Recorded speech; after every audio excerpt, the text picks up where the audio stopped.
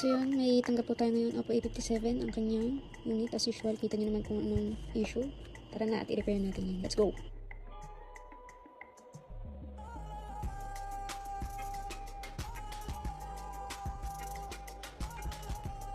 Yan, tatagin natin yung battery. Tatagin.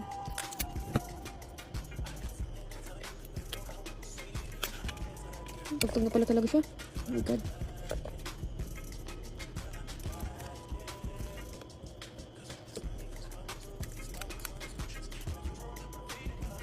Wala na palang pindot. Napagpud na kaya daw pala hindi siya mapindot.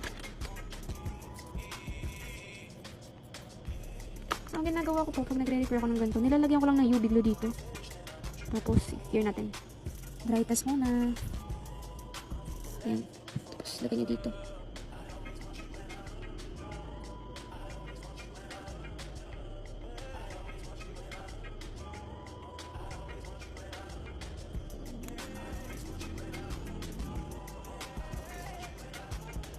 Balik na natin.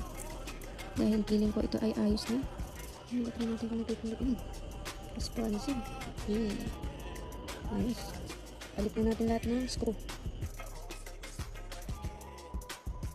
Linisan muna natin yung part na to. Tapos yung back cover. Tapos yung balikan natin.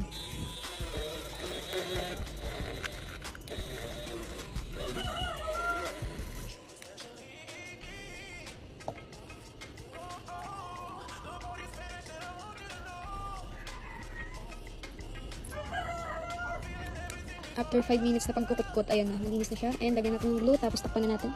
Gamit ko is Spicy DIT 7000. Lagyan na natin.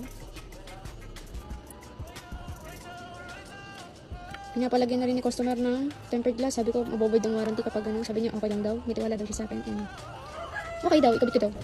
So, ang ginagawa ko, bago ko siya kapitan ng tempered glass. Sorry guys, maingay. So, ang ginagawa ko kapag kakapitan ko siya ng tempered glass ay nilalagyan ko muna ng glue. Tapos, saka ko siya lalagyan ng tempered glass bago ko siya dikitan ng tape. Didikitan ko na siya ng tempered glass.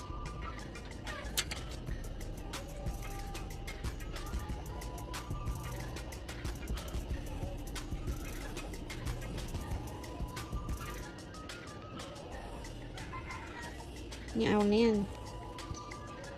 Ito yung awang na yan. Wala na yung mamaya. Ano? Yung awang ba? Nagkakaawang siya. Ngayon, ang gagawin nyo, didikitan nyo ng tape. And